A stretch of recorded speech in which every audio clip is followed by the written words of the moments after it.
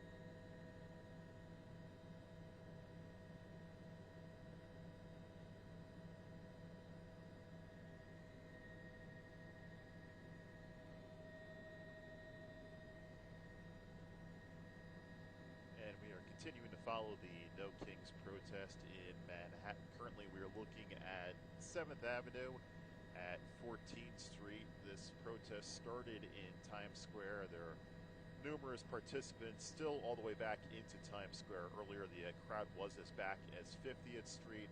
Most of those people now making their way out of Times Square, but there's still a substantial amount in the square itself. Again, you can see about 30 blocks of people or so, a little bit more, standing up 7th Avenue. This protest started at about 11 o'clock this morning. Shortly after, got underway again, moving down 7th Avenue to where we are at this point, where the front of the march is at 14th Street. We expect they will be making a left turn. That will be a right turn on your screen over towards Union Square, about 2 blocks or so away. Police have been doing their best to manage traffic in the area. For the most part, 7th Avenue traffic has not been allowed to cross on the streets, although at times they have been stopping the protesters to allow traffic to cross 7th Avenue. For the most part, they've been trying to keep all the traffic away. 6th up much of the alternate traffic. There is traffic on those avenues. Nothing out of the ordinary for a busy Saturday afternoon, but there is a substantial amount of traffic not exactly moving in this afternoon to avoid this area. Again, 7th Avenue, pretty much from 14th Street all the way up to about 50th Street. That is the stretch that will be affected, so do your best to navigate around that area. Again, as this march continues down 7th Avenue, and we expect shortly we'll be heading east over towards Union Square. Jim Smith, CBS News, New York.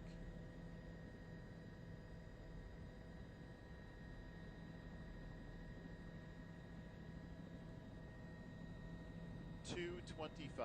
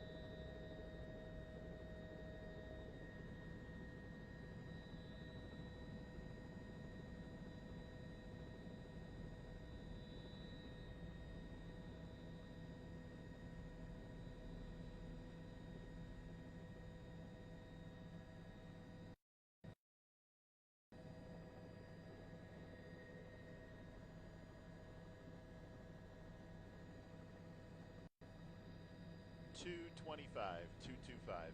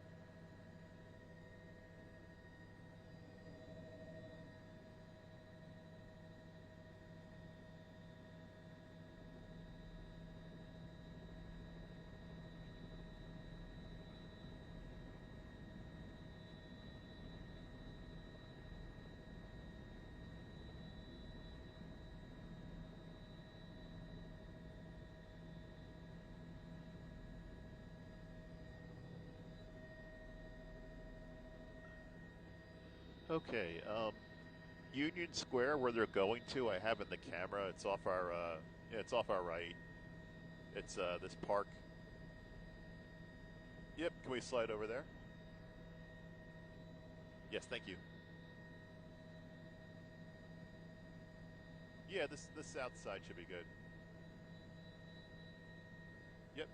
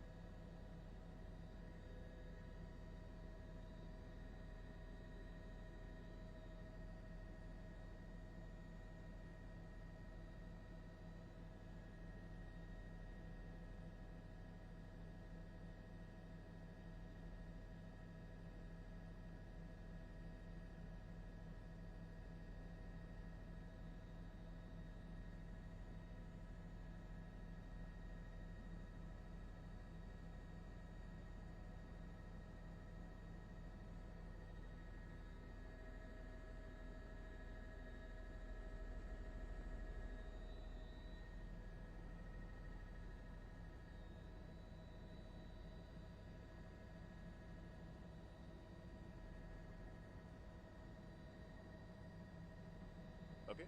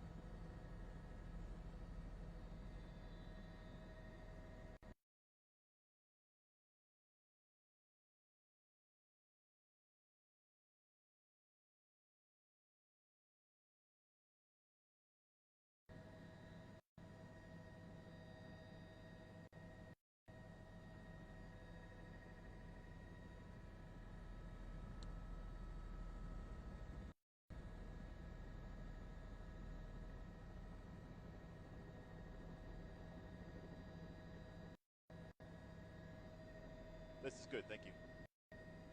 Yep.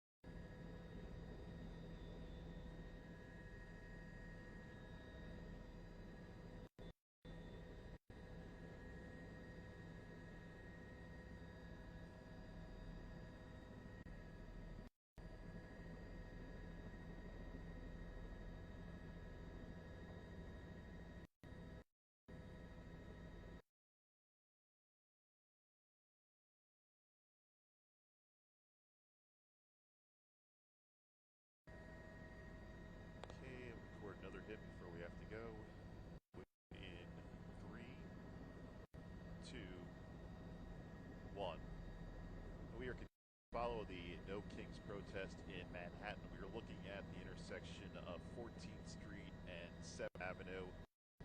There we can see the lead of the march.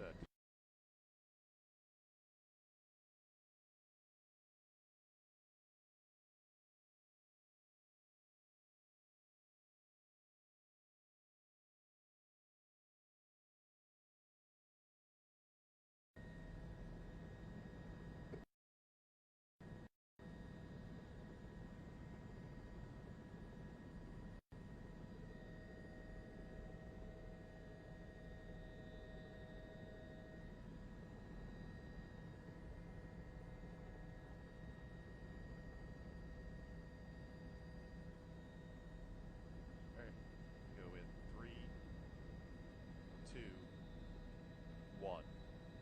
We continue to follow the No Kings protest in Manhattan. This is the intersection of 14th Street and 7th Avenue. The march has continued from Times Square, starting around 50th Street, all the way down 7th Avenue to 14th Street. The plan was for the protest to continue east towards Union Square. It does appear some people are turning in the opposite direction, possibly to leave the march at this time and bring you a couple blocks over towards Union Square. Some of the crowd is beginning to dissipate. But again, there are substantial crowds still along 7th Avenue. At last check, the crowd extended all the way back to the southern end of Times Square, roughly 40th, 42nd Streets. And again, that's all along 7th Avenue. Police had been doing their best to divert traffic away from the area. At times, they were allowing some vehicles to cross 7th Avenue, but for extended amounts of time, all traffic was being stopped. If you are traveling in Midtown, best to avoid that entire area. 6th Avenue to 8th area, basically 50th Street all the way down to this point at 14th Street. And with some of the large crowds spilling out onto some of the neighboring streets, still a little bit unpredictable to tell what streets will be affected. But again, just try to avoid this general area if you can. Again, the protest started about 11 o'clock this morning. It began in Square. Began marching down 7th Avenue to where we are at this point. The lead of the crowd coming across 14th Street. We have seen some people going into Union Square, others starting to turn off onto some of those side streets and leave the area. We'll, of course, bring you more coverage throughout the day as things continue to unfold here in Manhattan. For now, this is Chip Smith, CBS News, New York.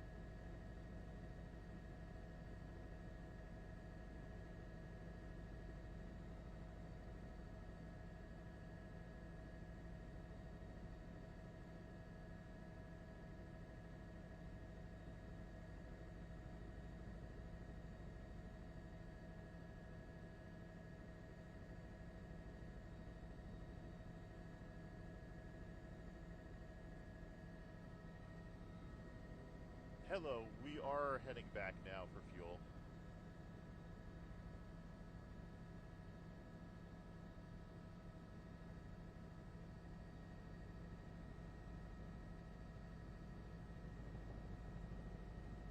right, got it. I'll call in and check in once we're all fueled up.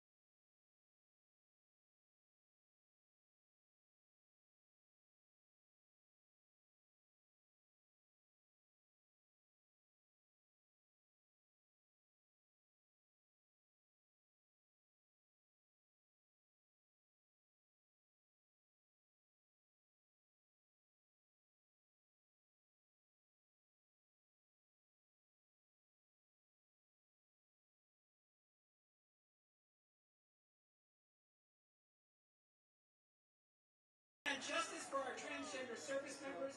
We demand justice and civil rights for every transgender American. We demand justice and democracy for every single American. Thank you.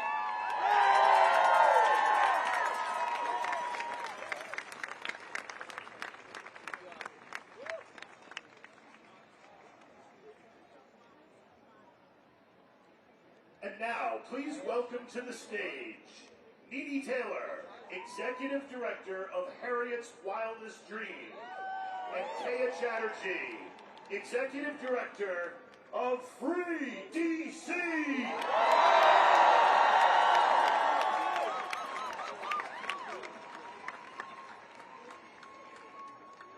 Welcome to DC. I hear y'all say, welcome to DC.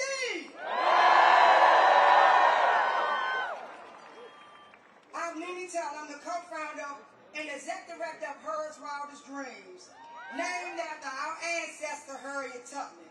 I'm also the co-founder of Free DC. I was born and raised right here in Southeast Washington, D.C.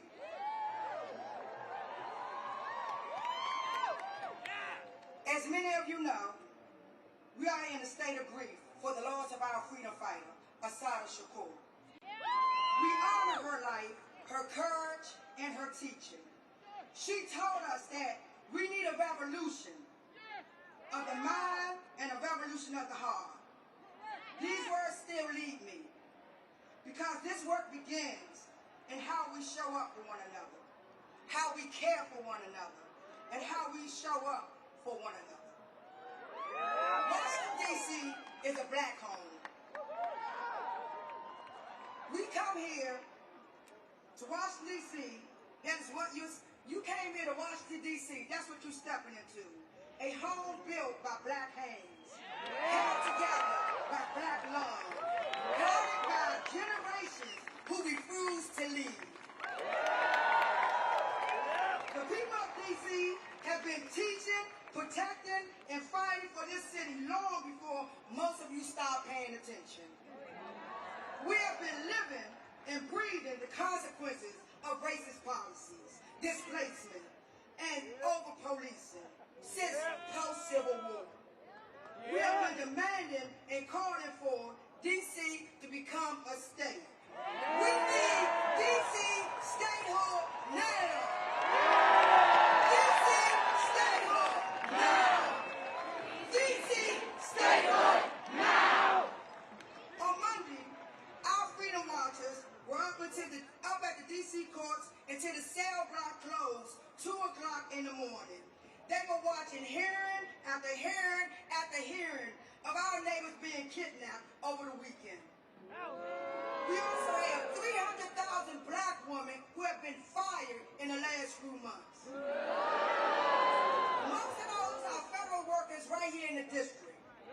And we just listened to lawyers argue at the Supreme Court that fixing the system to make it fair for black people somehow harms white people. This is what we are up against. This is what we are up against. Black people's freedom is being threatened by a failing democracy and has been punched by white fragile supremacy.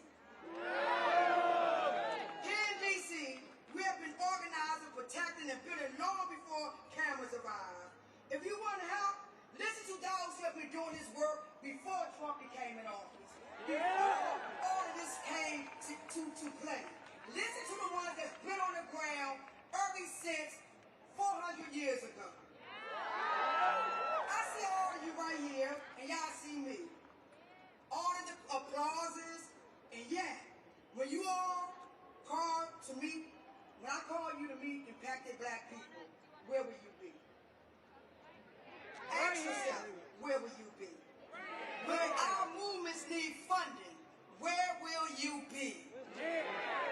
When you are invited to teach, to share your skills, to support, strategize, and to defend black people in public, where will you be?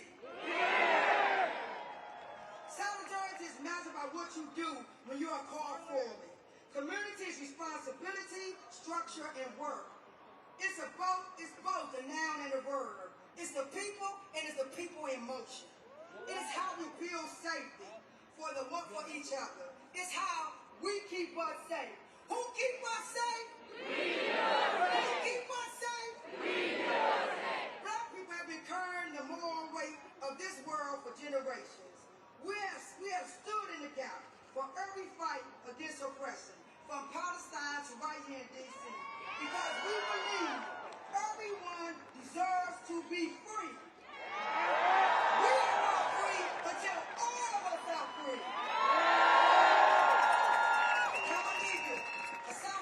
Taught me once again, weapons of mass destruction and weapons of mass love. She said it's not enough to change the system, we must change ourselves. That kind of change requires that we hold the line for one another. Protest black people in public and in private. I see you, I see your faces, just like you see mine. Will you tomorrow? Where I see you tomorrow, where I see you next month, when more of our rights are being stripped, and when more of our black bodies are put in cages. Don't watch from the shadows. I charge you. I charge you to be on the front lines. I charge you to fight, and we will not end with because the day won't end with this stage when the stage come down, and the cameras leave, and you return home. The fight for our collective liberation is not contained to this presidio of the media attention today.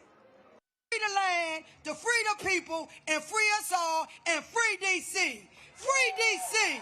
Free D.C. Free D.C. Free D.C.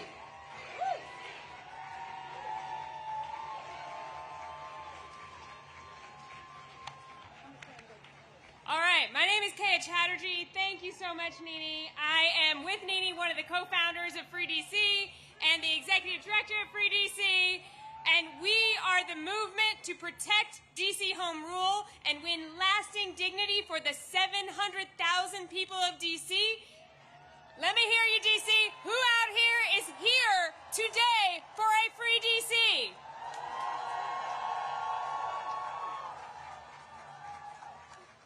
So DC needs to be free because what we are doing here today, right now, would not be possible otherwise. This president wants to silence dissent. He wants to silence protest. He wants to do that everywhere, and we saw him try to do that this week. President Trump and his allies lied about this very event that we are attending right now. He tried to get us all to stay away from here. But did we do that? Our right to protest is important everywhere, really it is, but there is nowhere that it is more important than here, in the capital of the country. We know what authoritarian rulers do.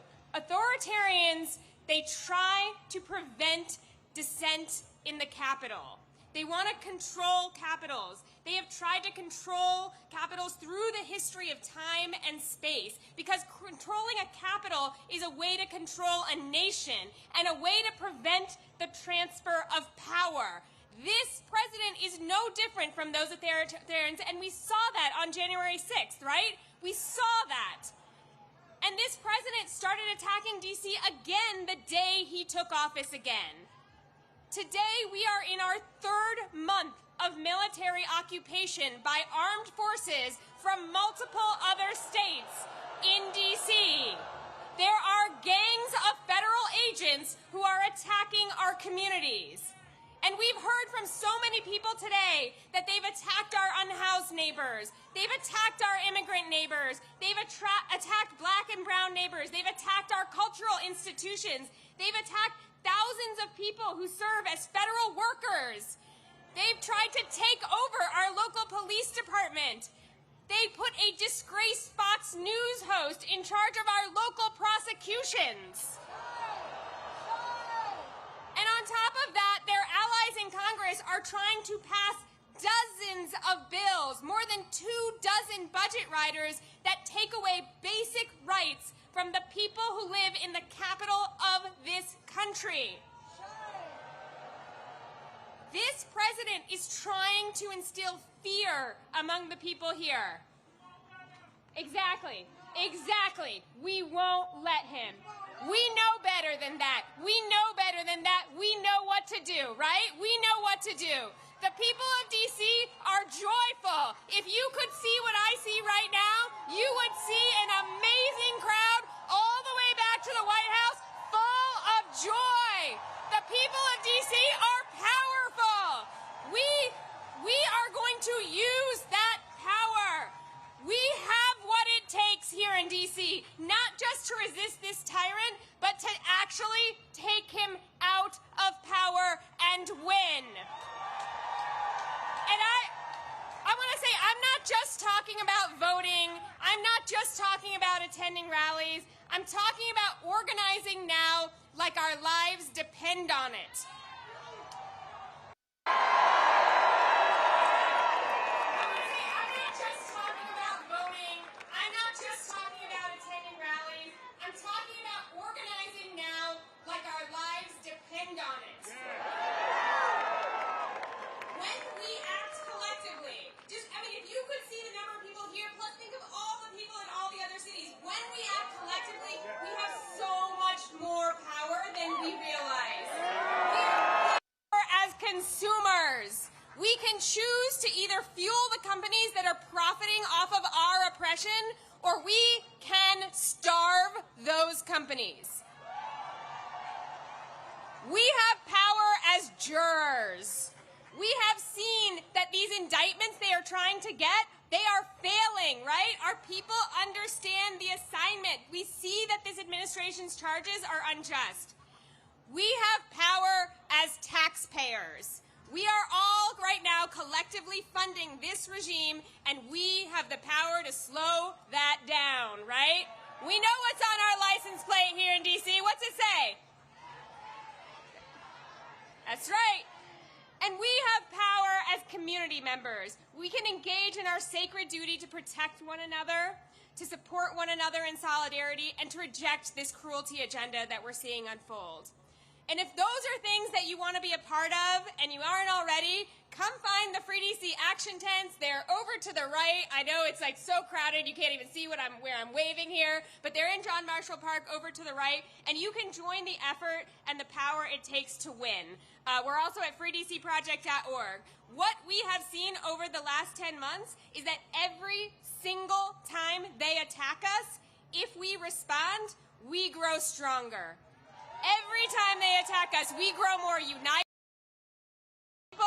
and we grow our resolve and we learn what it takes to take them down. We're building unity, we're building power, and we are going to demand full power over our local money, our DC National Guard, our local laws, and ultimately, yes, we will be admitted as the 51st state of the United States of America. It is not going to be Canada. It's not going to be Greenland. It's going to be D.C. And our entire national democracy will always be at risk until that happens, until we actually protect the capital of this country. And that means that everyone across this country needs a free D.C. From Ward 1 to Ward 8. From Los Angeles to Chicago, from Memphis to Portland, we are more united now than we have ever been. We are united against deploying the military against our people. We are united against attacks on our democracy, and we are united against this agenda of cruelty that we are seeing unfold before our eyes. Together, we, the people here today, and all our friends we organize, we're going to bring it to an end. Free D.C.! Free D.C.! Free D.C.! Free D.C.! Free D.C.! Free D.C.!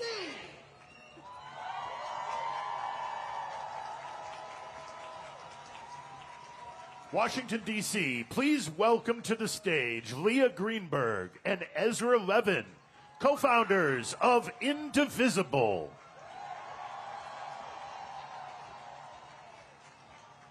Hi, everyone. It's great to be here with you today. I'm Leah. Hey, I'm Leah's husband.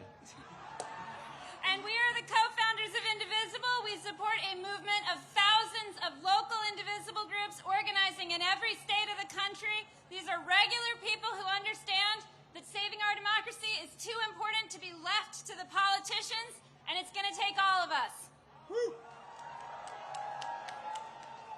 Now, I've got a question for you. How many kings do we have in America? That's right. We are in the middle of a sprint by Donald Trump, Stephen Miller, their MAGA cronies, to consolidate power and bully American society into submission. They have come for corporations and billionaires, for law firms and universities, for media and civil society. They are ripping families apart, and they are shredding our Constitution while they line their pockets in the biggest heist of all time. And the way they do it is they go on the attack.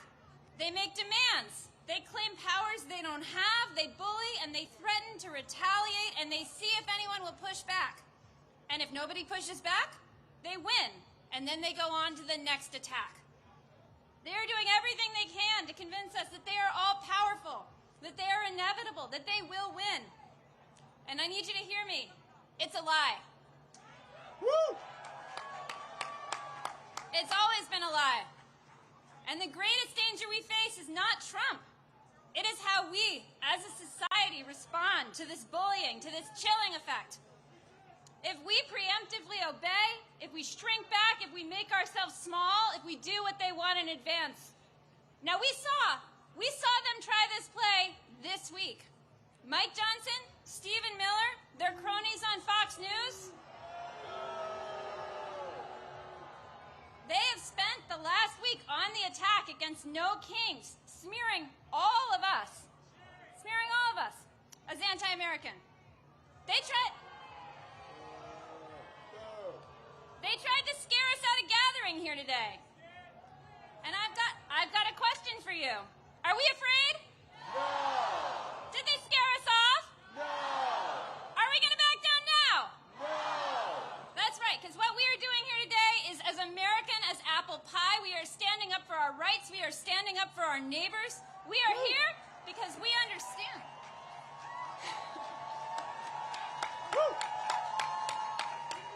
We are here because we understand that when a tyrant threatens your right to free speech, you call his bluff and you stand up. In every action and every day, we defy the regime. So I've got something to say to Mike Johnson, Speaker Mike Johnson, who spent all week smearing regular Americans. There are nearly a dozen No Kings protests happening across your district today.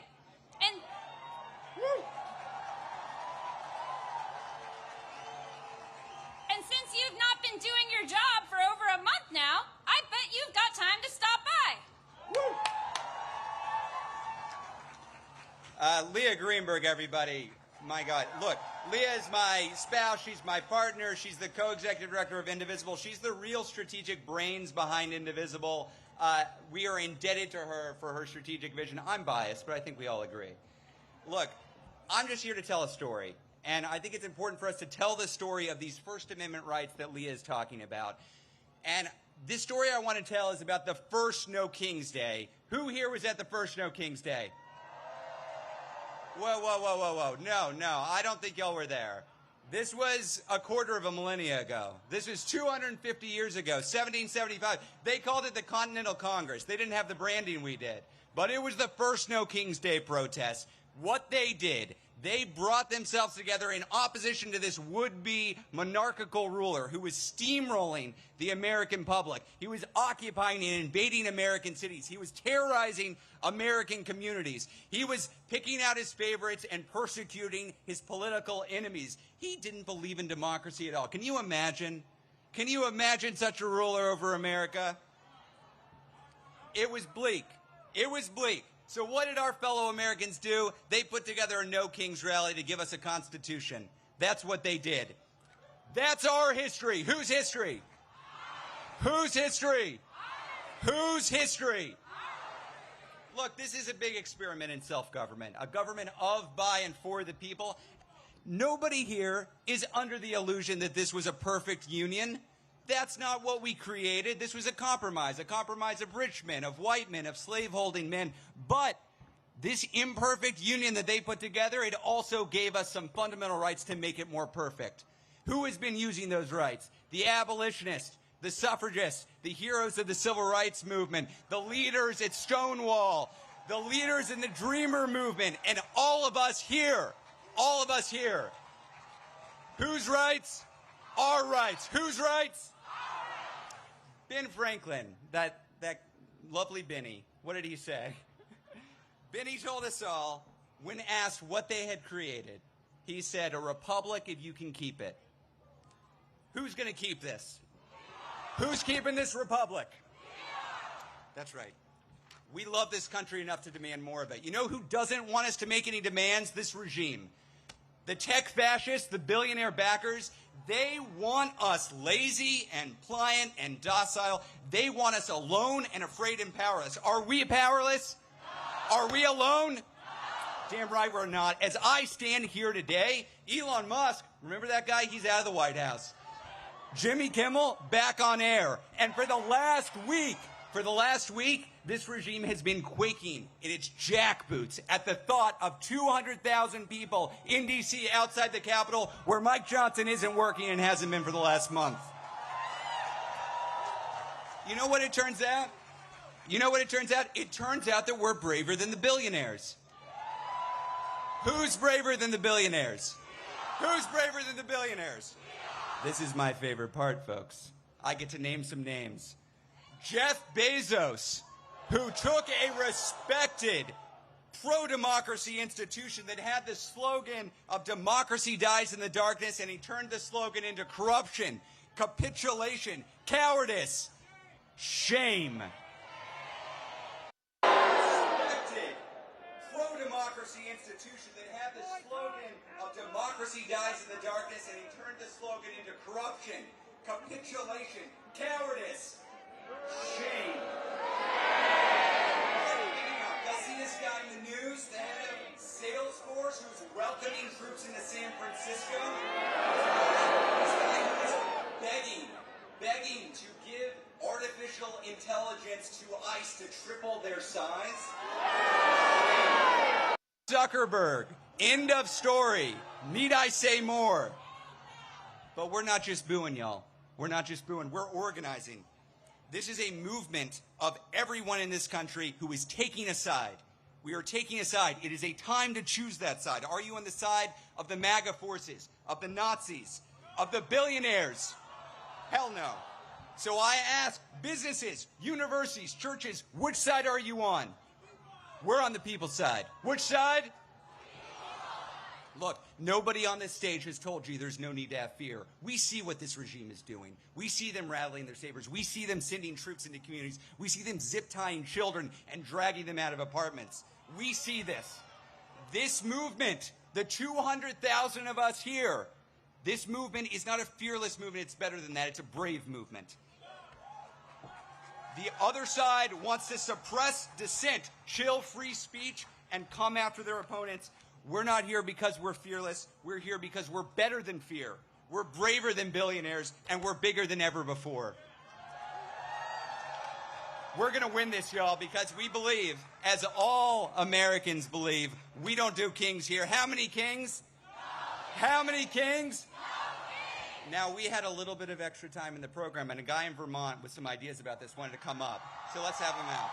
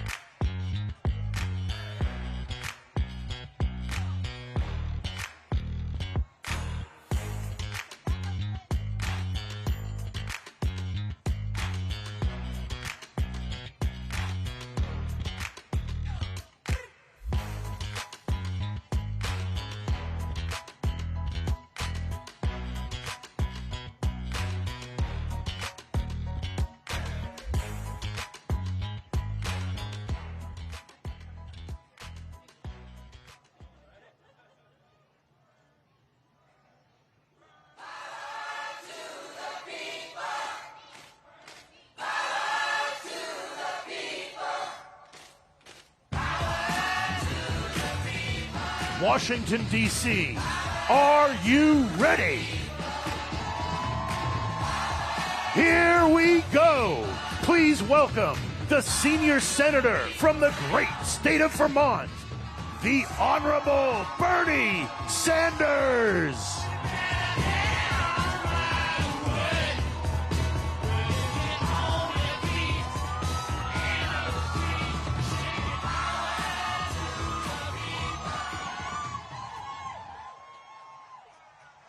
Thank you, Washington.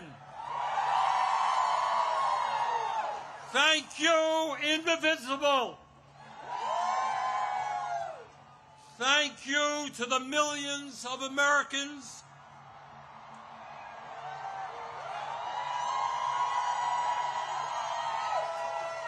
from our smallest towns to our largest cities in every state in our country who are gathering today at thousands of rallies. Mike Johnson, the Republican Speaker of the House, called these rallies Hate America events. Boy, does he have it wrong. Millions of Americans are coming out today not because they hate America. We're here because we love America.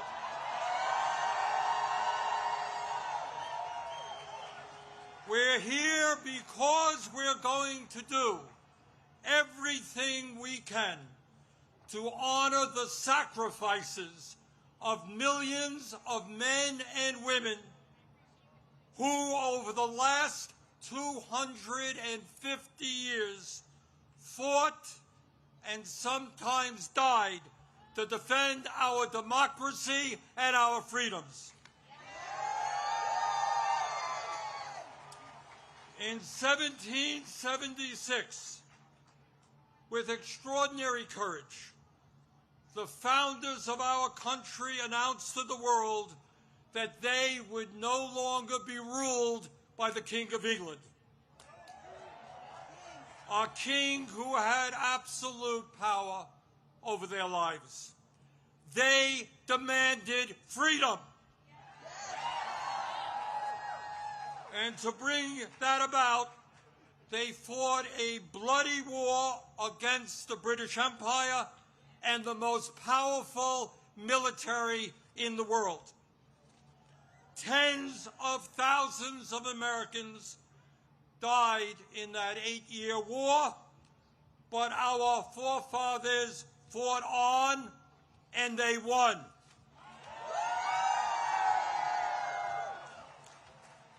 And in 1789, after winning that war, they did something extraordinary. They established the first democratic form of government in modern history. They said loudly and boldly to the entire world, no more kings. In America, they said, we the people will rule. And today,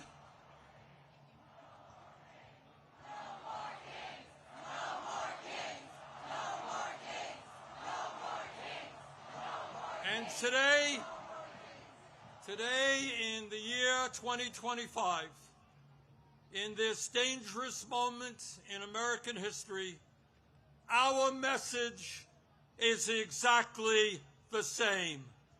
No, President Trump, we don't want you or any other king to rule us. Thank you very much, but we will maintain our democratic form of society. We will not move toward authoritarianism in America. We, the people, will rule.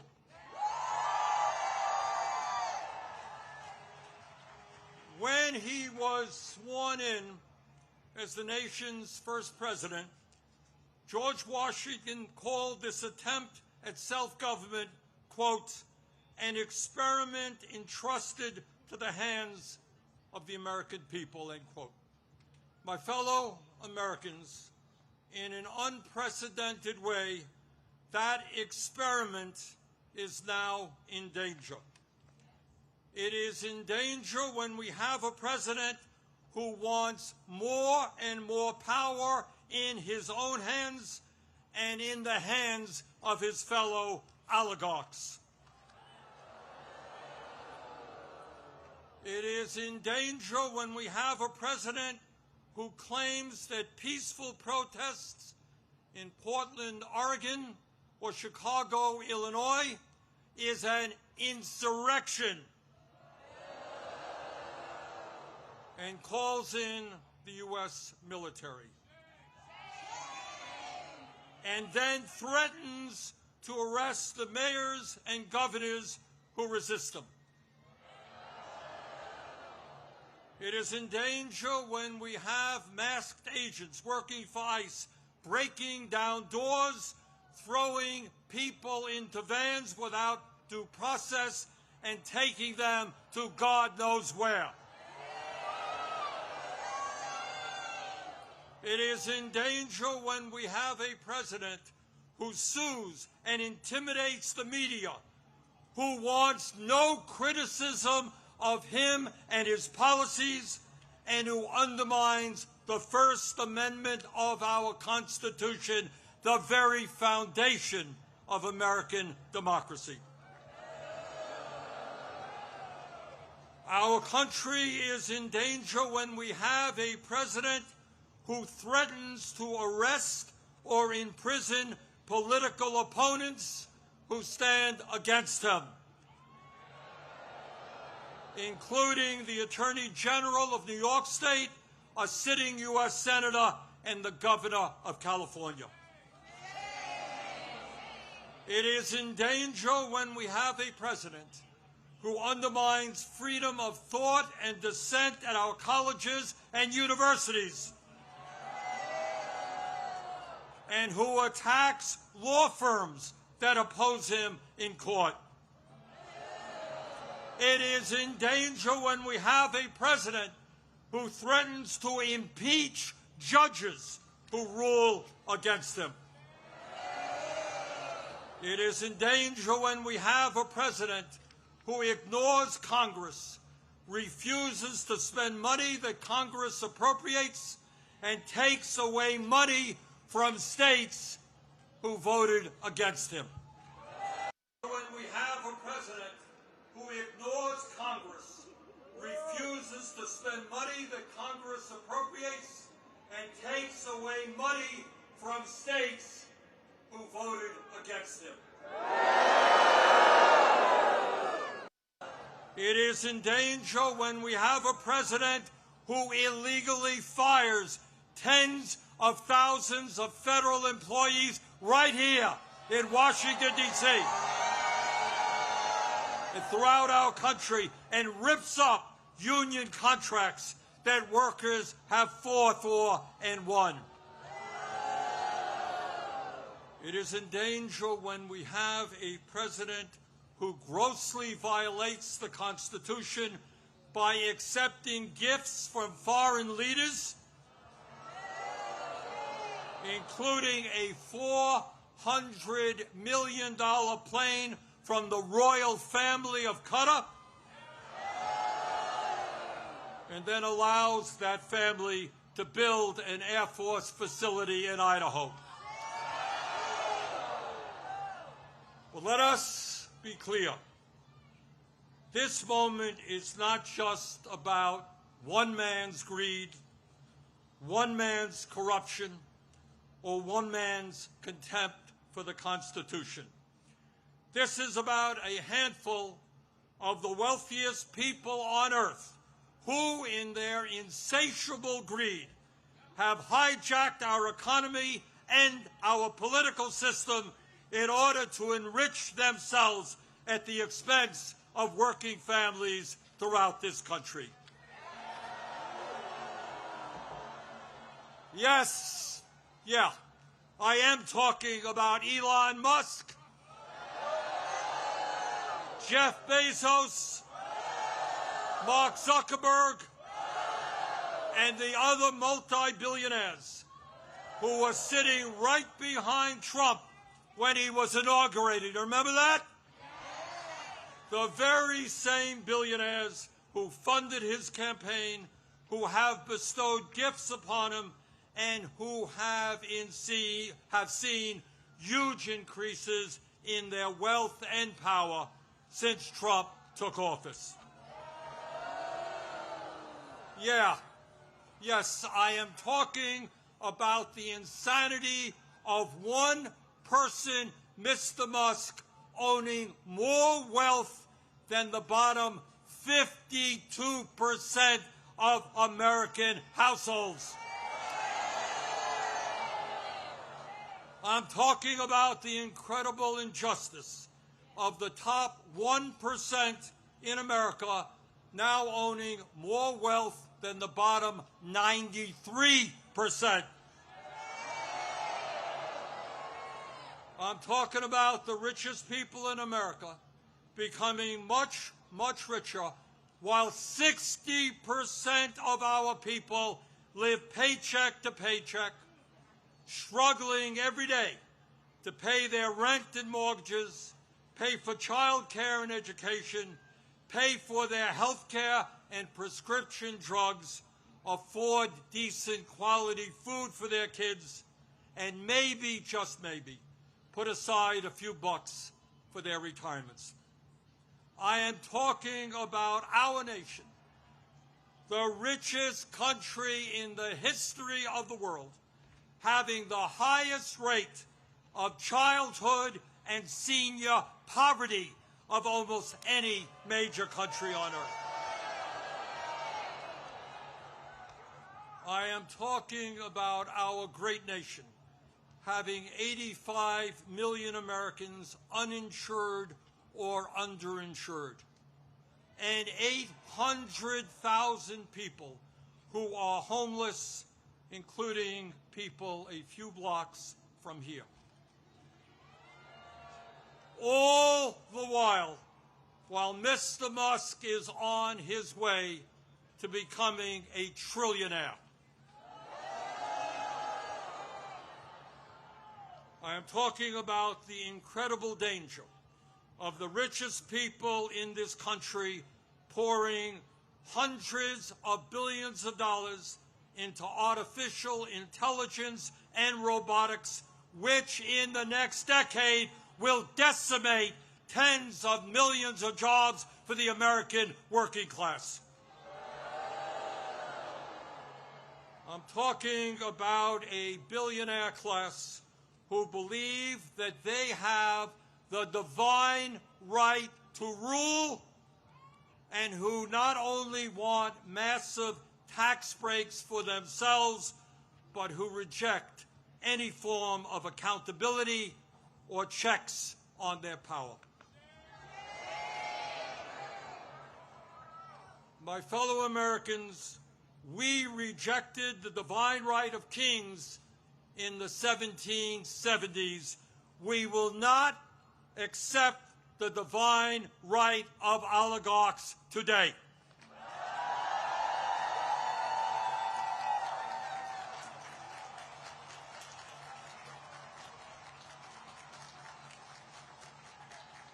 And now let's take a look, brief look, at where we are today. Where we are today on the 18th day of a government shutdown, which is depriving millions of federal employees of the paychecks they desperately need and deserve.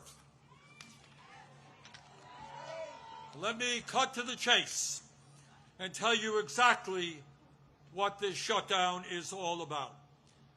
As a result of Trump's big, beautiful disgraceful bill, which made massive cuts to Medicaid and the Affordable Care Act. 15 million low-income and working-class Americans are going to lose the health care they desperately need to stay alive.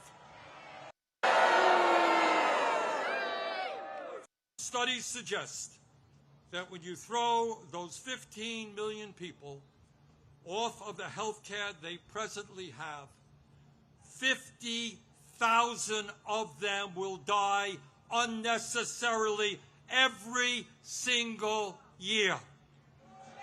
50,000 Americans will die unnecessarily every single year. That's not all. As a result of that same terrible piece of legislation, over 20 million Americans are going to see, on average, a doubling of their health insurance premiums through the Affordable Care Act. In my state of Vermont, just the other day, people received notices from insurance companies that their health care premiums in some cases would triple or quadruple. And that is going on all over the country. At a time when we already pay, by far, the highest prices in the world for health care, millions of Americans are going to see outrageous increases in their health care premiums, which they cannot afford. And why is that happening? Why are the Republicans making a broken health care system, a dysfunctional health care system, even worse? Why are they bringing our health care system to the verge of collapse? We all know the answer. We all know the answer. It was to give $1 trillion in tax breaks to Mr. Musk, Mr. Bezos, Mr. Zuckerberg, Mr. Ellison, and the rest of the 1%. $1 trillion in cuts to Medicaid, and the ACA, $1 trillion in tax breaks for the 1%.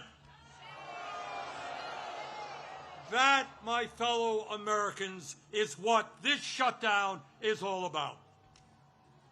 And let me be as clear as I can be. No, I will not vote for a budget that throws 15 million Americans off their health care.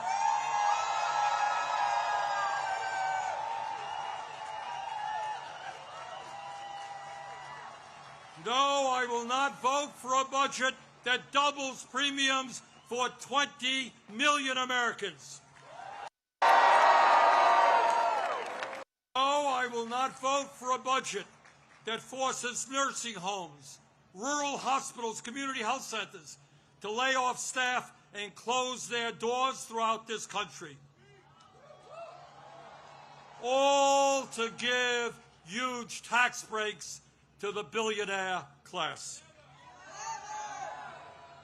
So today, right now, I say to my Republican colleagues, come back from your month-long vacation.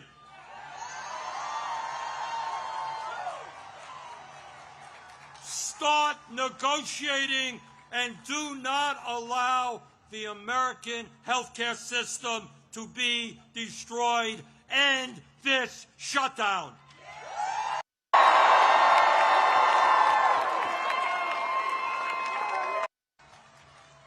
My fellow Americans, we are the greatest country in the history of the world. And when we stand together and don't allow demagogues to divide us up, there is nothing that we cannot accomplish. Yes, we can create a vibrant democracy by ending Citizens United and not allowing billionaires to buy elections. Yes, we can join the rest of the industrialized world and guarantee health care to every man, woman, and child as a human right. Yes, we can build millions of units of low-income and affordable housing and allow our younger generation to enjoy the American dream and own a home of their own. Yes, we can make public colleges and universities tuition-free and have the best child care and public school system in the entire world. Yes, we can expand Social Security so that every senior in our country can retire with dignity. Yes, we can raise the minimum wage to a living wage and guarantee every worker the right to join a union. Yes, we can lead the world in transforming our energy system away from fossil fuels and create millions of good jobs as we save the planet. Yes, we can guarantee that every woman in this country has the right to control her own body.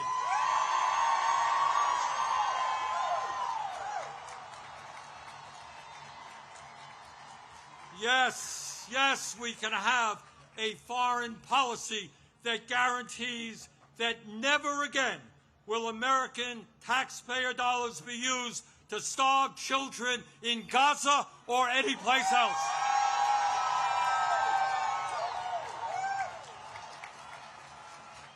And now let me raise a question that I have been asked over and over again. You know, Bernie, great ideas, but how are you going to pay for them?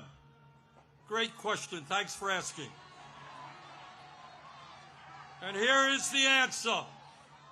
At a time when the wealthiest people in America have never, ever had it so good, at a time when billionaires are paying an effective tax rate lower than a truck driver or a nurse, yes, the top 1% and large profitable corporations will pay their fair share in taxes.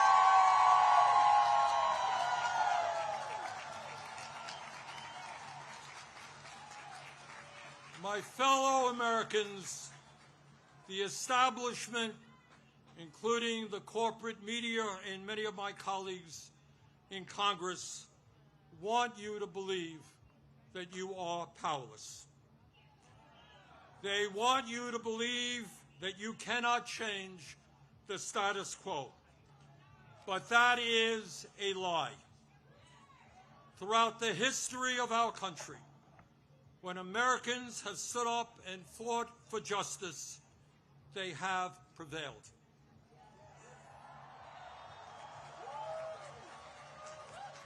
When the founders stood up to King George, they were told it was impossible, but they won. When abolitionists fought to end slavery, they were told it was impossible, but they won. When workers organized to form unions and stood up to their bosses, they were told it was impossible, but they won. When women demanded the right to vote, they were told it was impossible, but they won. When black Americans fought to end segregation, they were told it was impossible, but they won. When the LGBT community stood up for their rights, they were told it was impossible, but they won. Brothers and sisters, they did it then. We can and will do it now. And how do I know? How do I know that we will succeed? Take a look at this huge crowd right here in our nation's capital. It's not just here, as I understand it. Today, October 18th, 2025, there are more people out on the streets in more communities all over our country than we have ever seen in American history.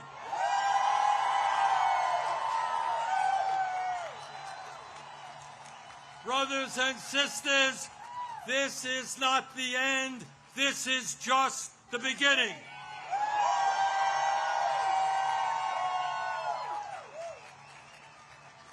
Together, when we stand united, when we don't allow Trump or anybody else to divide us up by the color of our skin or where we were born or our sexual orientation, when we stand together, we will create the kind of nation that you and I know we can become.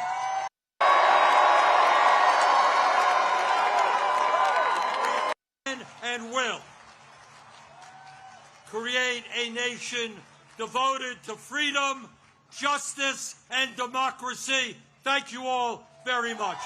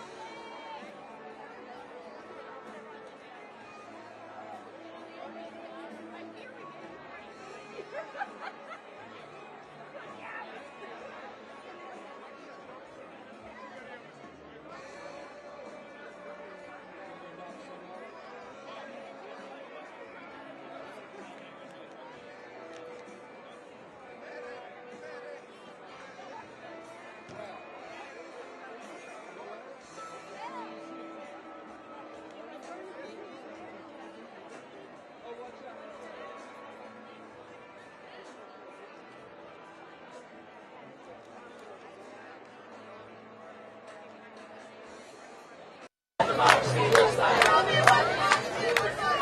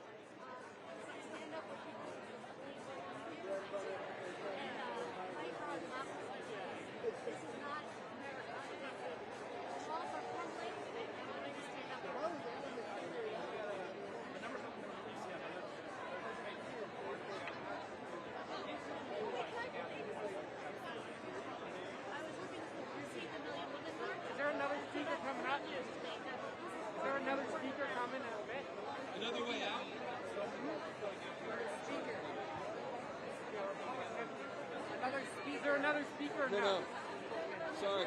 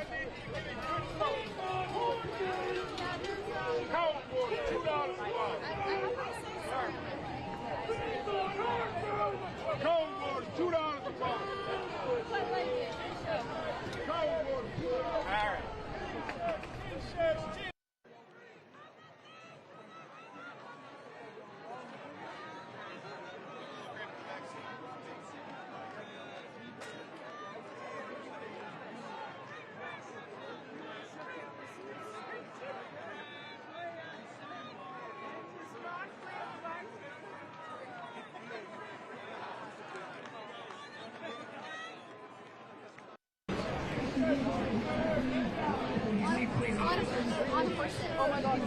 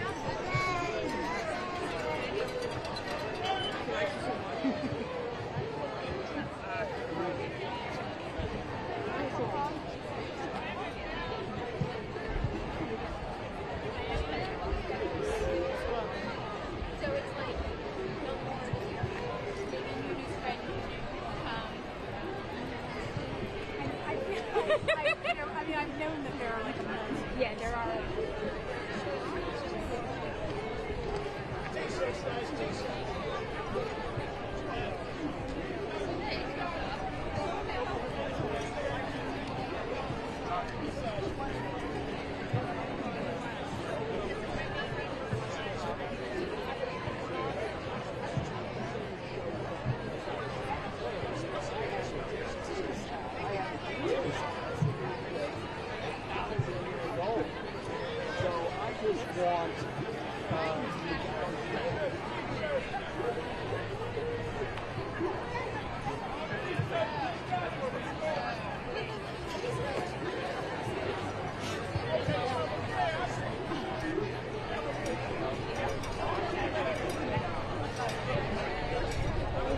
I remember after that one, you made me go to the March for Our Lives. Alright. Power to the people. Power to the people. I thought it's not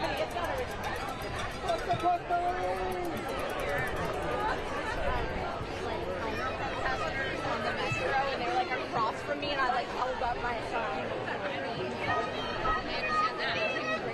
They'd be so excited about quad or whatever.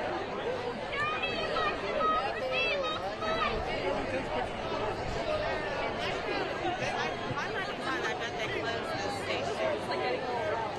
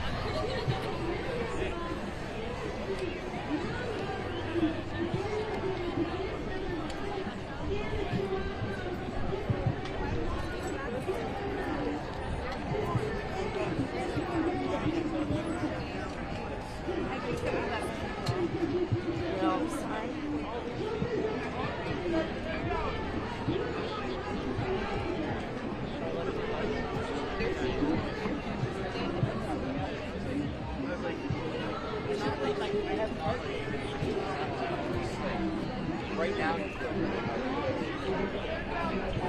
Right.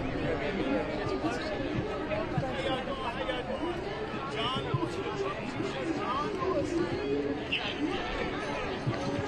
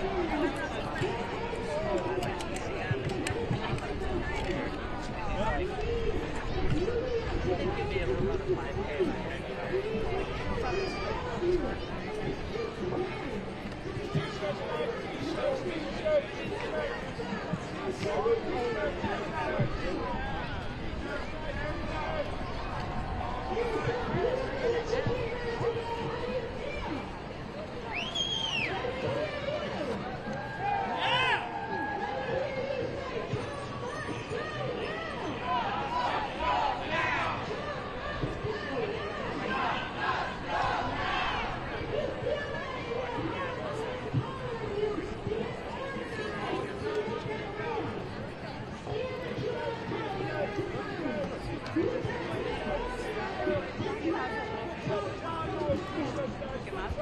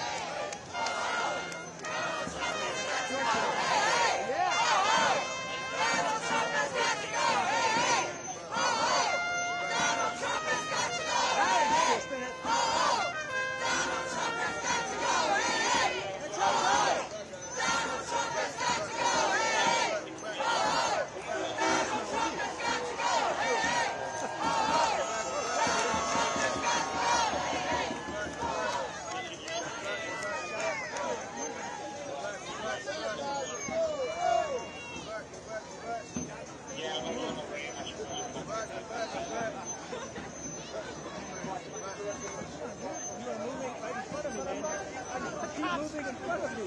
You were on that side of it, now you're on this side. I just want to hold this on purpose. No, you've been doing this the whole time. Such a big man, you've been doing, okay, but don't give me my shot.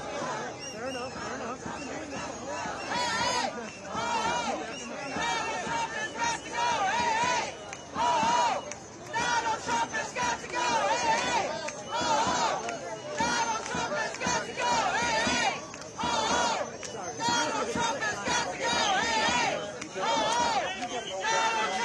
to go, hey, hey! Ho, ho! Donald Trump has got to go, hey, hey! Ho, ho! Donald Trump has got to go, hey, hey! Ho, ho! Donald Trump has got to go, hey, hey!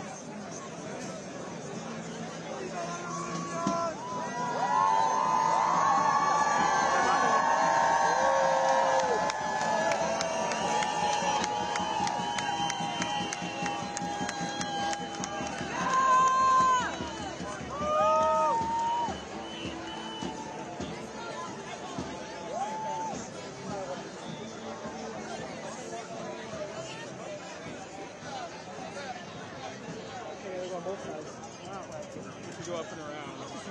Oh, this is the side they don't care about. They're not protecting these people.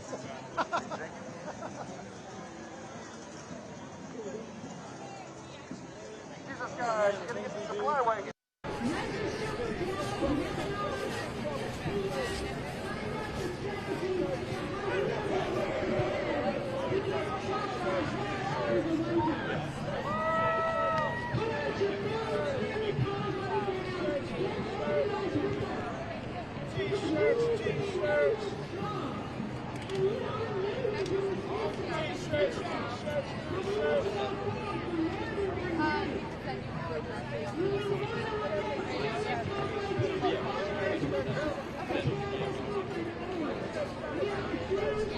Yeah, I do.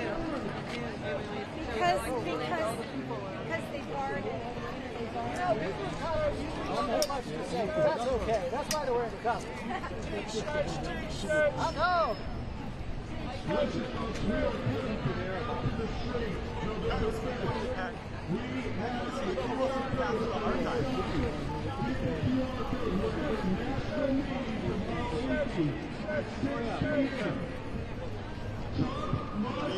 I got that.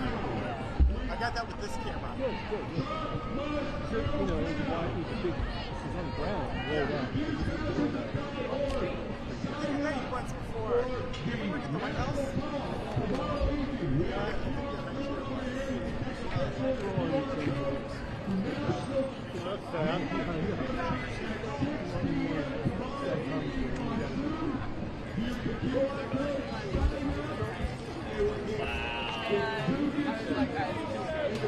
I was like tossing them. It felt like I was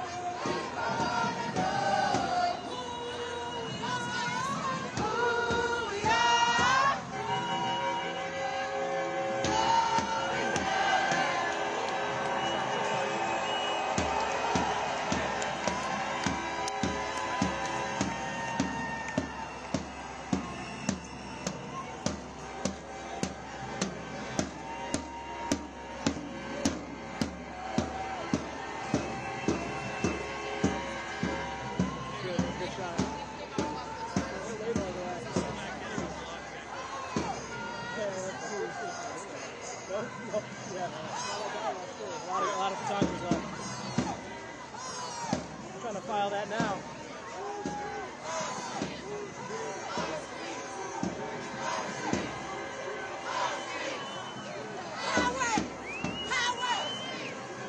Sorry. Oh, there you go.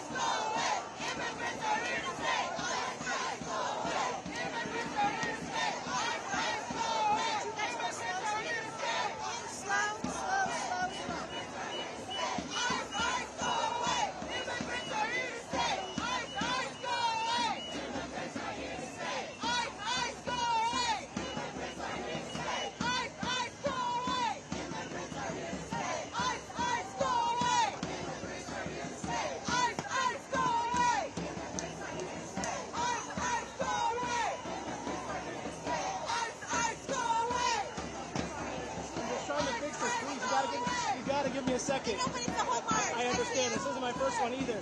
I know. I promise I'm not gonna ruin anything. You just gotta bear with us. It's a lot of equipment I'm operating. I know. Thank you. Slow down 100 We would have been okay. No, I had a few seconds there. I timed it.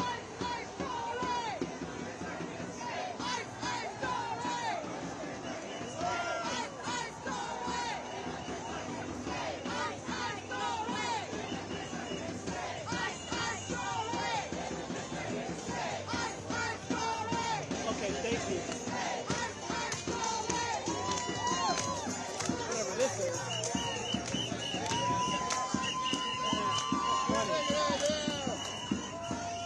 Sorry.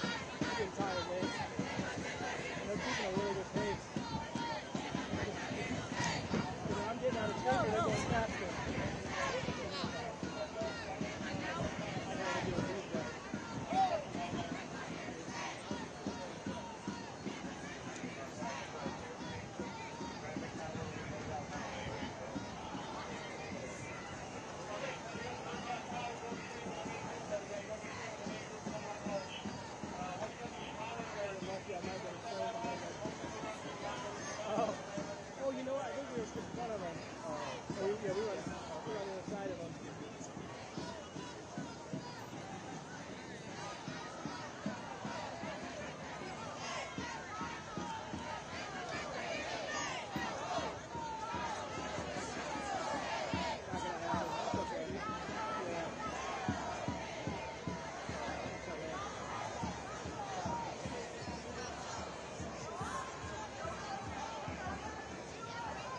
Oh boy.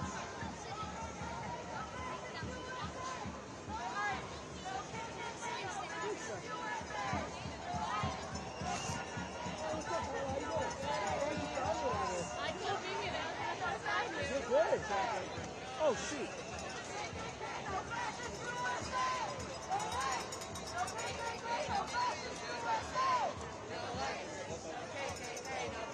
Crazy how that happened right when I was distracted. Oh well. Oh, it's because they're merging. Okay. West side. Pick a side. This would be. There's no room on either. I think you're right. This is the less. Seems like the less going. Let's take it over here.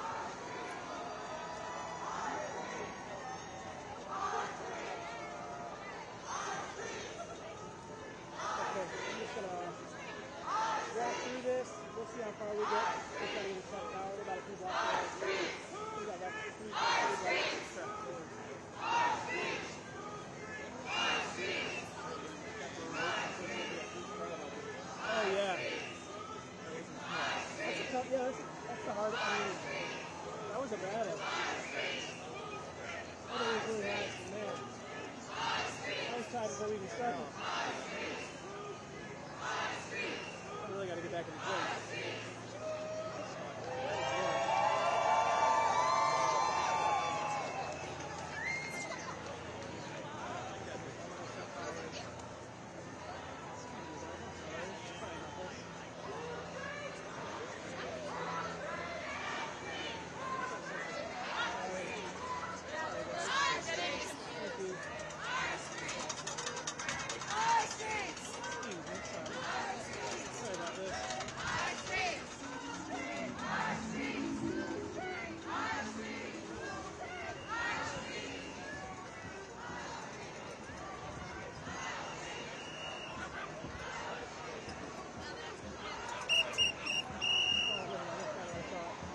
That is cool, though.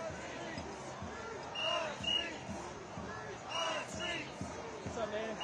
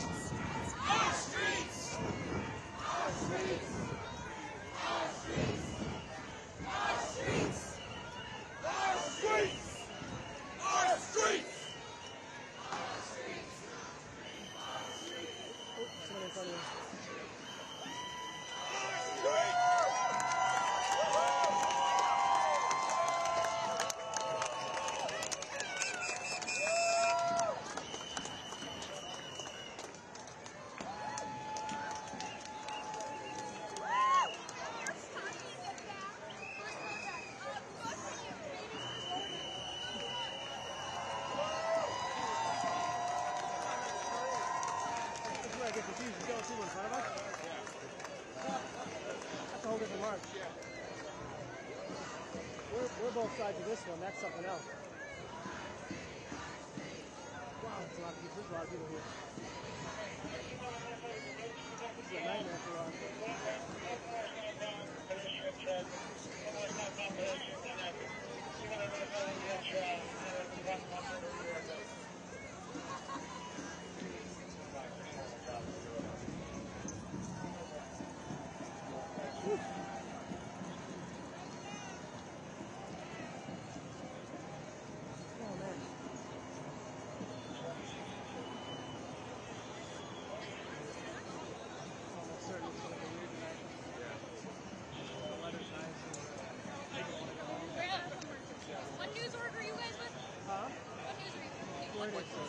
Sorry? Warriors. Okay, awesome. You're lawyers? No. What? I was going to say, Oh, stay. Reuters. I was going to say, if you're lawyers, stick with us. We're roasting the police. We're just waiting for CBS and ABC to let them Oh, know. jeez. The Chicago police? Parent company is a shell I don't get for it. this administration. Fox. Fox is right there. Fox Studios are right there. Hey, this merge is going to be crazy. I just Yeah. know that. Let's get away from that.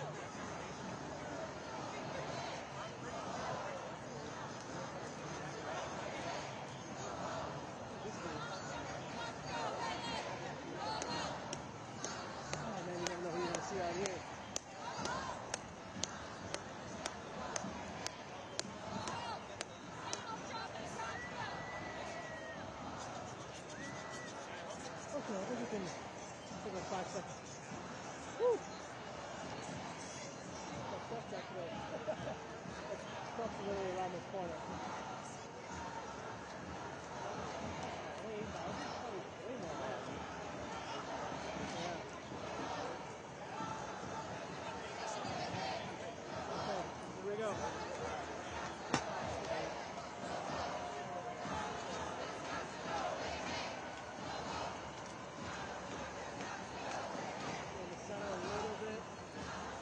Good right here, as long as I'm in front of the light here.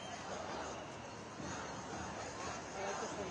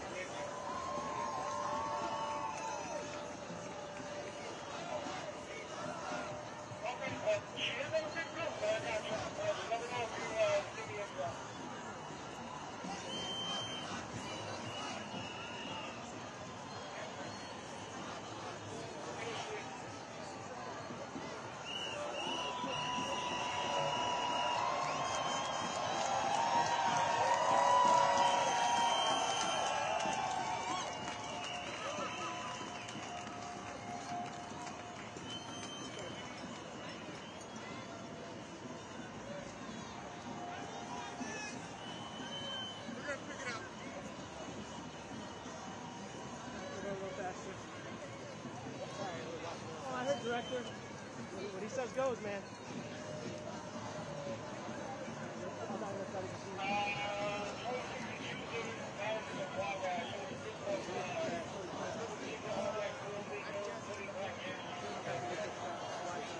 think I'm going to turn my attention up here anyways. Yeah.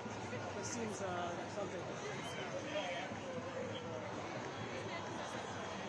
It seems like some people have been outside the Trump Tower already, if I had to guess.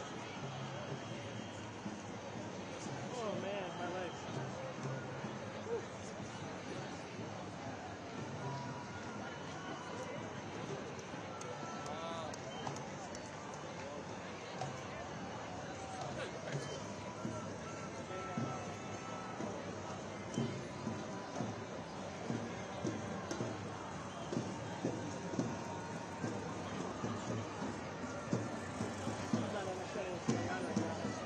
I think we're going to have to get out of here.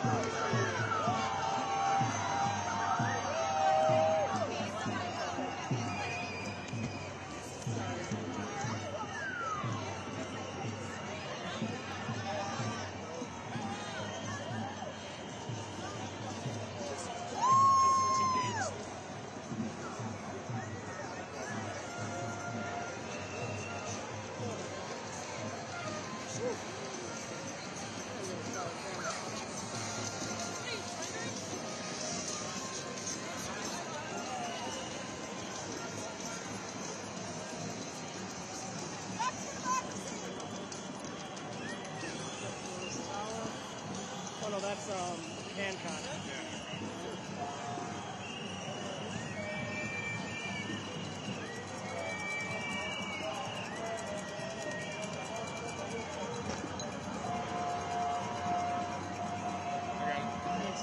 Quick battery check. I'm pretty sure it's been a couple hours. Yeah.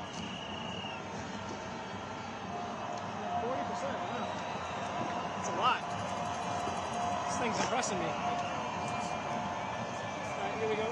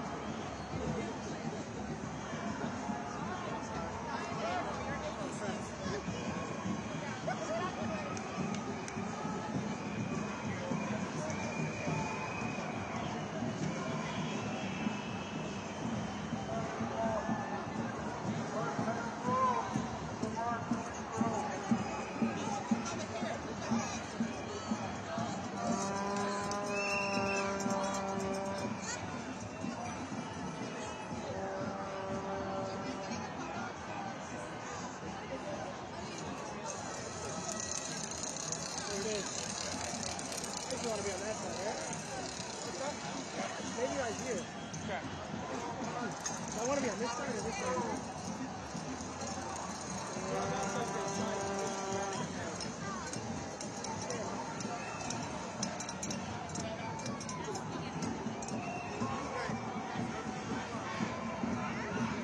yeah, you're right. This is gonna be back ahead. See more of the crowd. Yeah, up a little bit more. More sideways stop.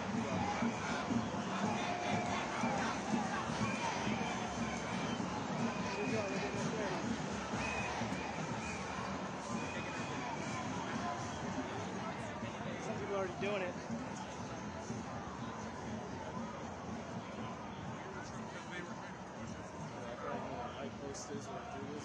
Yeah, I think you're right.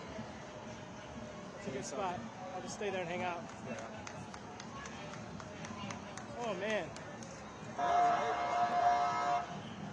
Different than last time. It was really hotter last time. It was. I'm glad that this is...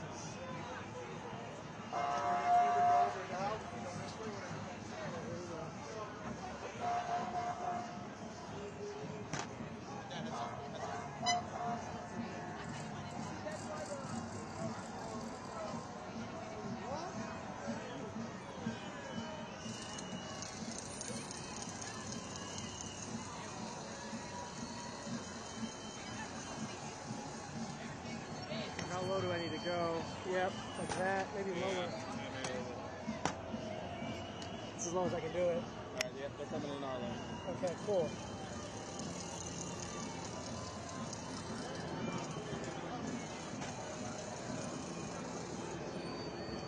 New York Times, top of here. Welcome to Freelance. Stop. What's up, man?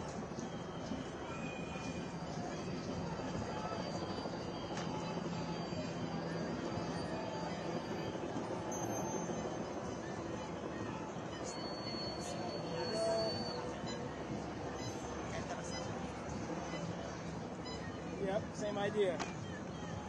How's it going? What's up, Carlos? What's up, bro? Living the dream, baby.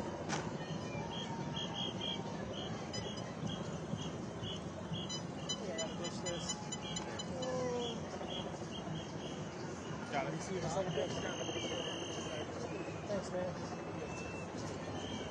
We're right behind you.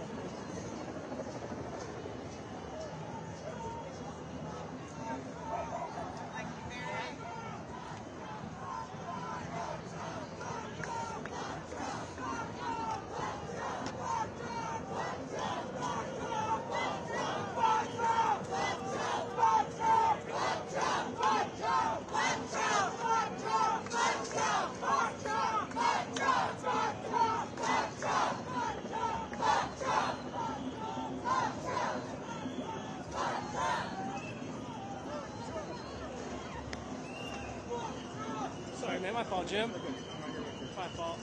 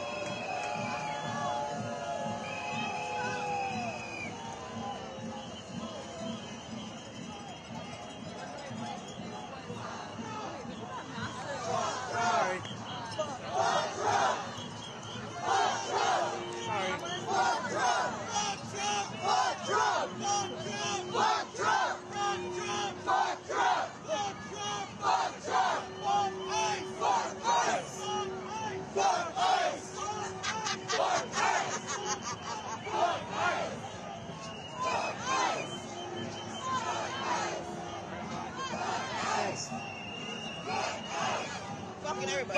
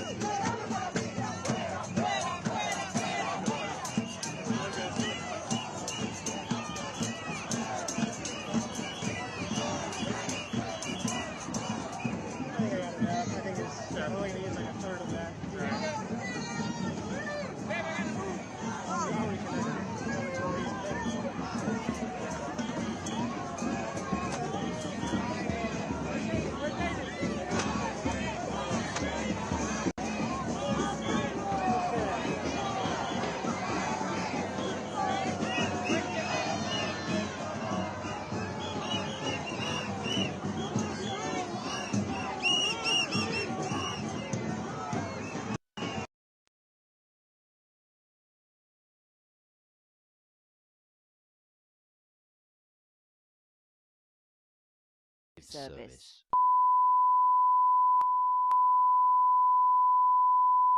This is the primary audio circuit for the Reuters live service.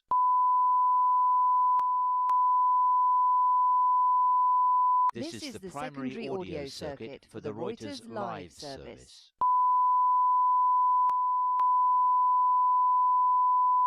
This is the primary audio circuit for the Reuters live service.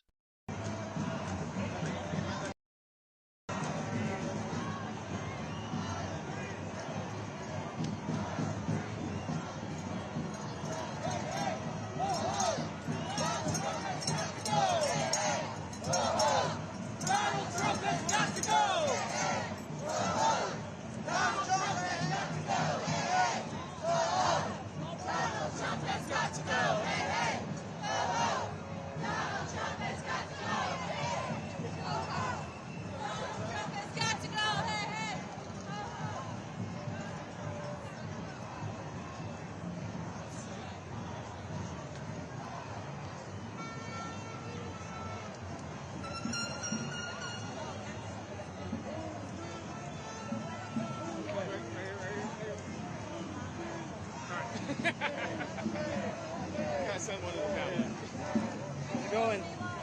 Oh, just shooting video. Oh, wow. Sorry. Right, come on.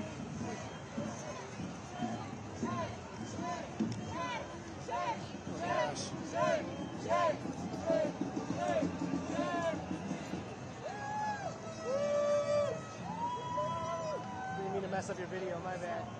Doing both. All right, New York Times today? Yeah, I just got busy standing up. All right. You met Jim, right?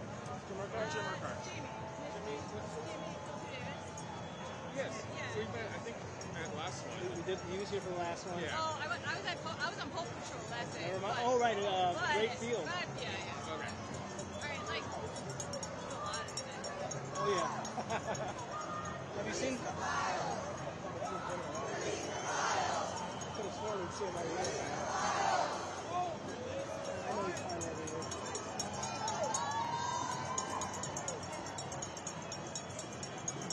Release the crackers! That's what I know he wanted. Right there.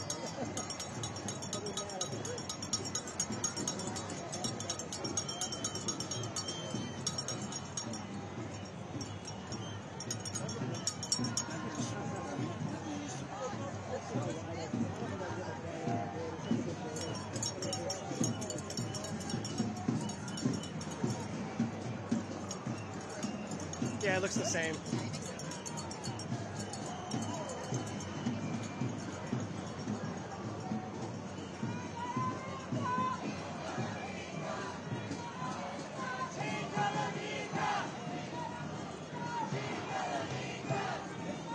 Woo! Great crowd, man. Thank God for somebody we have a lot of opportunity.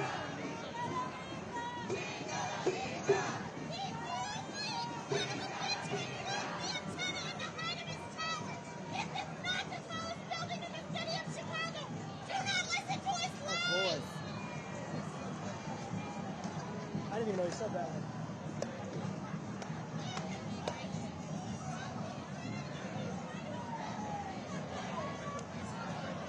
Let's go. Oh, this isn't going to work. Oh, well.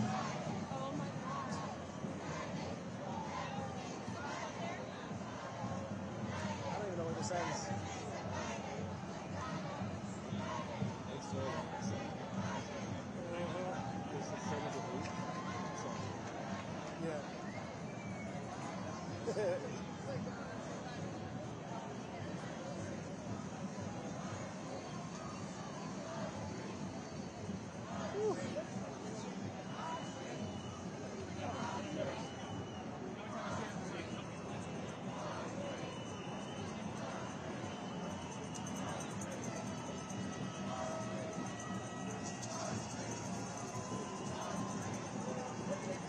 Boring. This is it right here. Yeah, I mean, this is the stop. Yeah, I get it.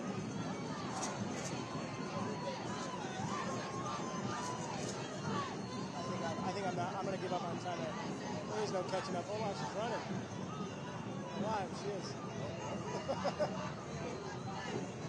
I think after this we can really just chill and just allow her to keep it steady.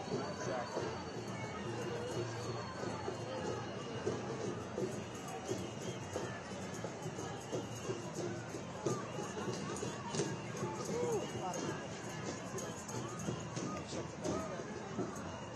I got it. Here, I got the world camera. Okay, thanks. Okay, cool. There you go. Thank you. All right, so just starting out, could you tell me your first, last name and how to spell it? Can I tell you my first name and how to spell it? Sure. Maybe a last initial? Is that I-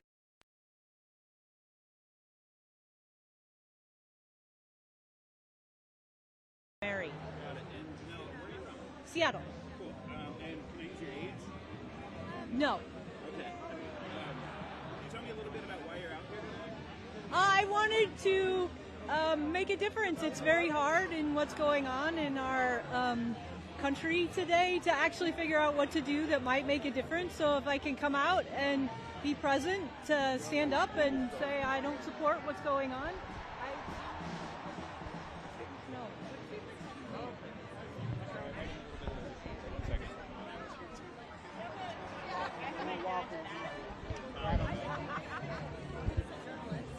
I'm sorry, I don't like to give a lot of information about myself.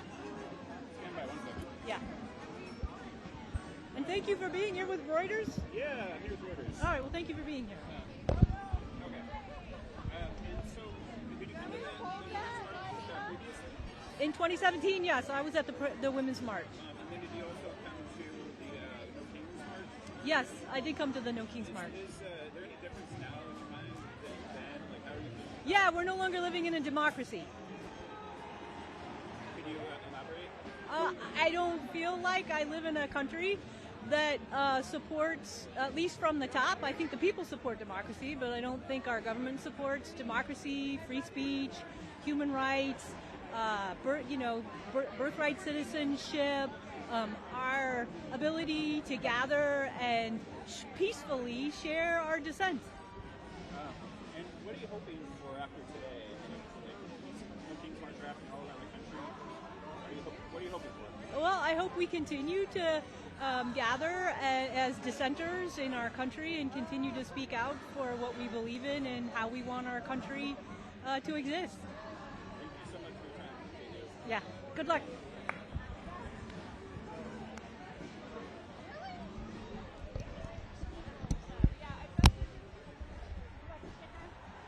I love a sticker. Thank you.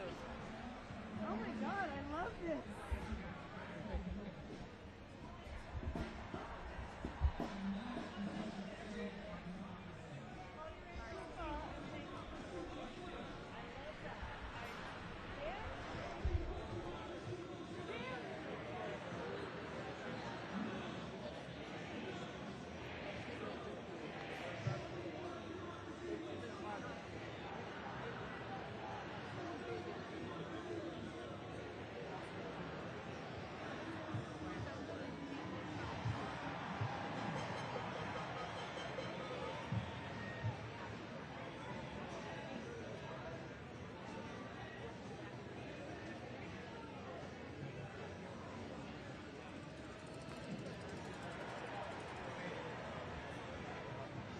Came downtown and you had no idea this was happening. Oh God, that'd be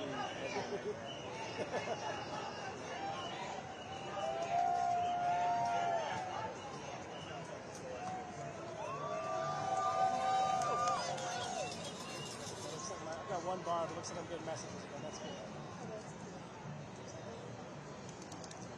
Looks like there was a small right-wing counter protest in Portland. Portland too? He said, I should word it right. Many thousands small right-wing counter protesters continue. Currently obscure. So I don't know. Probably just a couple guys. I know that has Really? That makes sense. Some of those, here it's going to be really hard. We're so progressive. You gotta come from like pretty far in the suburbs or something. There'll just be it's going to be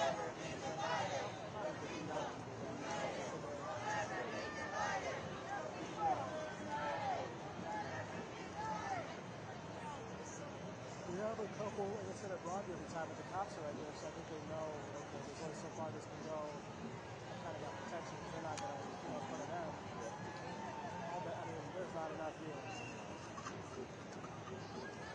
don't even need a copy of this anymore.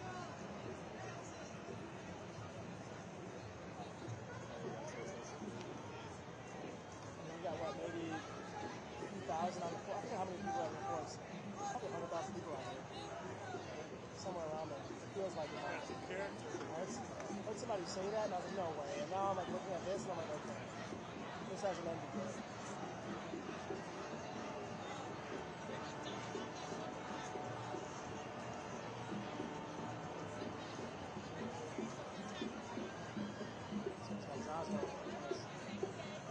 You know Jan Tessier? What's that? You know Jan on the video side, Jan Tessier? Yeah. That's what he uses a lot, those little guys. I like interview people and stuff.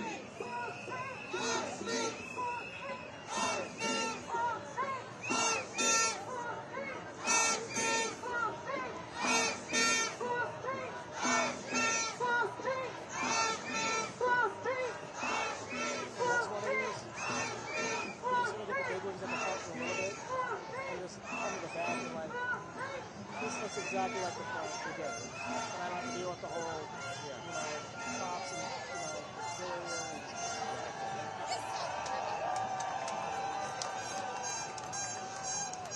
Where are those people at the hotel? Oh, yeah. Oh, I see him up there. Oh, man. Let me see how far I can zoom.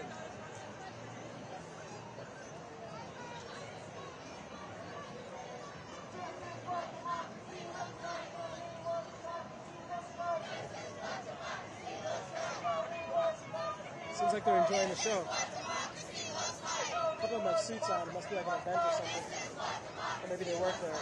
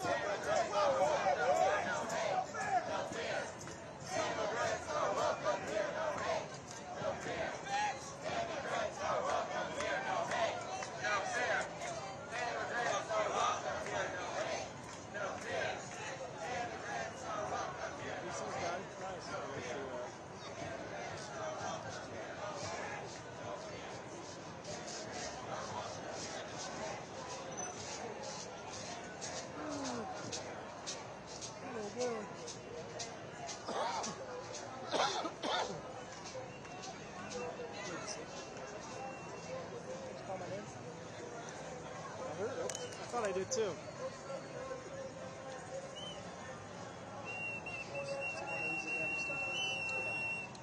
Oh, I'm good. Thank you.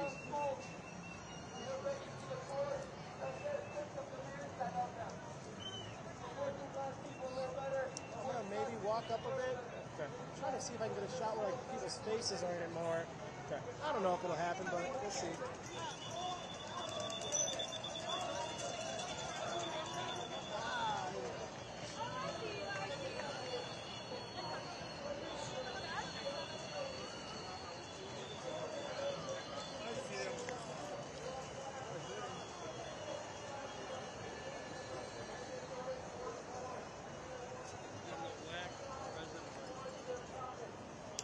Oh yeah, we can do it.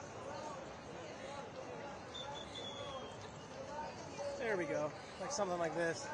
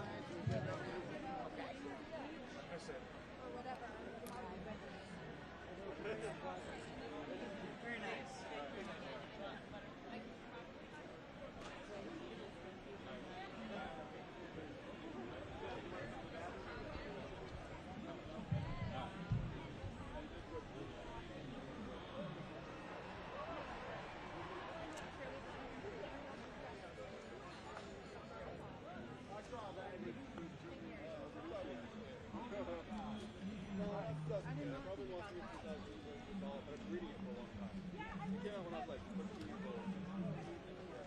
Yeah. Oh, that's epic. It's like, you want to call her? Do you want me to try to? Oh no, she's in the restroom though. So she should be coming. Okay. Yeah. Yeah.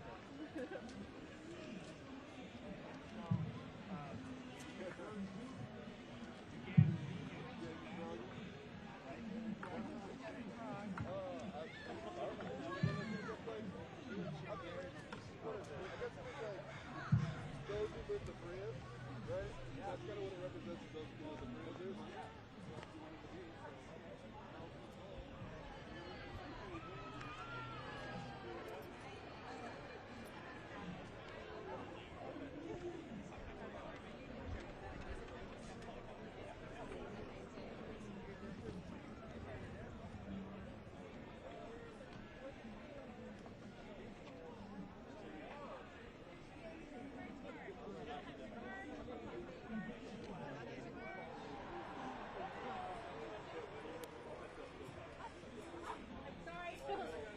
Have a good march.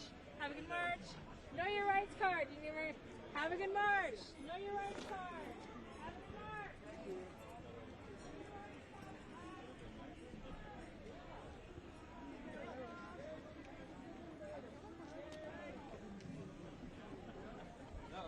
No, they can.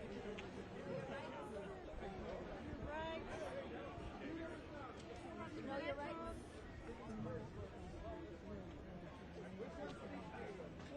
Yeah, that's awesome. Yeah. Free gay motorcycle sticker. Put your hands up. There you go. Free gay. Yeah. Okay. You guys have not been in there very long, so check it. Yeah.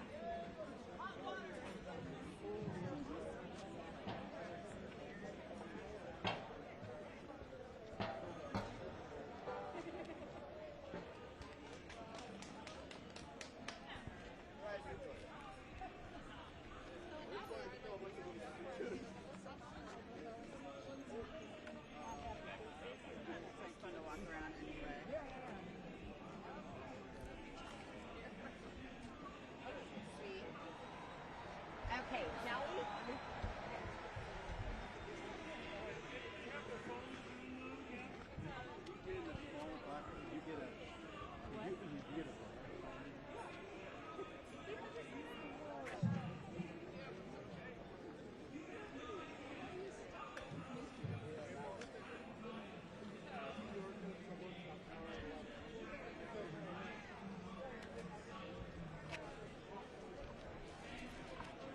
I'm not going to be on there unless it's a lights out, so yeah. Oh yeah.